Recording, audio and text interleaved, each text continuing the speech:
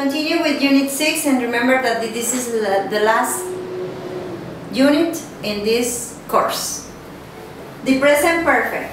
When to use the present perfect? The present perfect started the action in the past and continues up to the present. We don't know if this is going to be for the future or not, but it's still there. Affirmative. What to use in this structure? We have to use auxiliary have or has according to the subjects. For example, in this case, have is for I, you, we, they, and has only for the third person singular, he, she, it. I insist on checking on your internet the use of the irregular verb forms in participle form. Where to use it? Well, you can use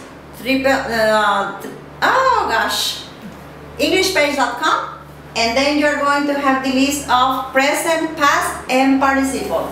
The last line is this, okay? Irregular verbs are always in problem for students that are not too familiar with this present perfect, okay? Because normally it's very easy to identify the verb in ed ending because it's past tense, and if you are going to use the past tense of regular verb, is the same for participle, so no problem here. Ed ending is not the problem. The problem starts when you don't have the form of the participle form of the regular verb, so you can check it there. And it's in alphabetical order, so it's very easy to click there and get it. Well, contractions. I have to use contractions in informal writing or conversations, remember. So, I have the contraction of I have, I've been to Paris. Here, remember that this is the participle form of verb to be. Very useful. You, we, they. And here we have participle. But normally students confuse this contraction of his, she's, its with another grammar tense. No. It's very necessary to identify here the form of the verb, as in this case is participle, so no confusion.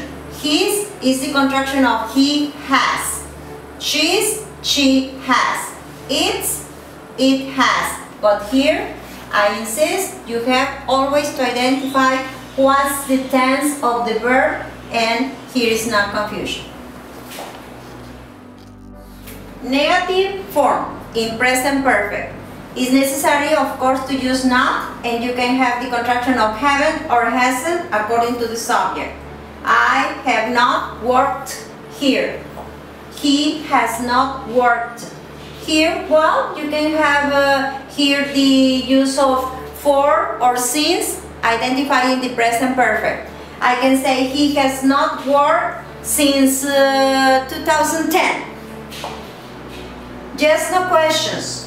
If it is just no questions, you have to start with the auxiliary have according to the subject, and you need short answers. Here you have you been to India? Affirmative, yes, I have. Pay attention to the auxiliary that you have in the question, so you can use it in the same short answer, affirmative or negative, according to the subject. So remember that the yes no question is always asking you to answer in short, not complete answers.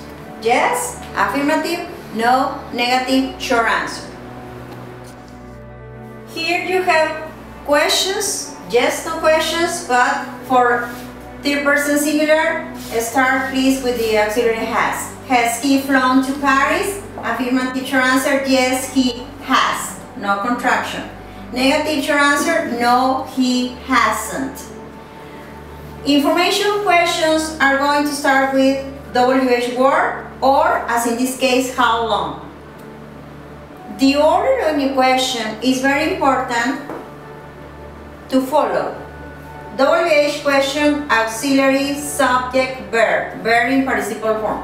What have you seen? Why has she been sick? How long have they worked here? I can answer, they have worked here since last year, a specific time. In the last two questions that I have here, no subject is necessary. Why? Because the WH word is at the same time the subject. Who, and immediately you need the auxiliary has, because this is third person, always. So has is the corresponding auxiliary, no other one. Who has traveled to Italy? What has happened? We reinforce the pronunciation of ed ending here as in Unit 4. When we are using the present perfect, we can have some adverbs. Yet is always for negative. I have not worked yet. It always is at the beginning or at the end of the sentence, but is particularly used in negative sentences. Here I'm not using anything of the words that I am referring, but here we have still, never, already, so far, ever are part of the unit 6 presenting present perfect. Okay? Pay attention to still. Why? Because still is always after the subject. We still have not called her. You can use contraction here, of course.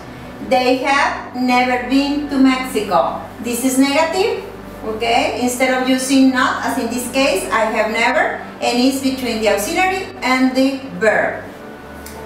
I have already. Already can be at the end of the sentence, at the beginning of the sentence, or here, as in this sentence, we have between the auxiliary and the verb, I have already. He has already left.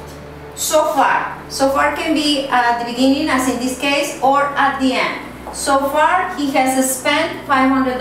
I can have here, he has spent $500 so far.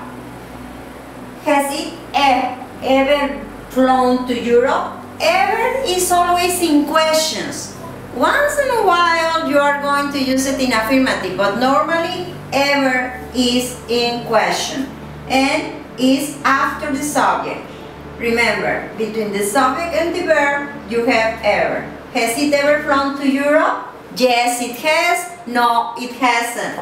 Because here is a yes/no question. So remember that these words, they are adverbs, are particularly used in present perfect. We finished Unit 6 and we finished the course. I am very happy to finish this course and I hope to see you in the next course, Idioms 2.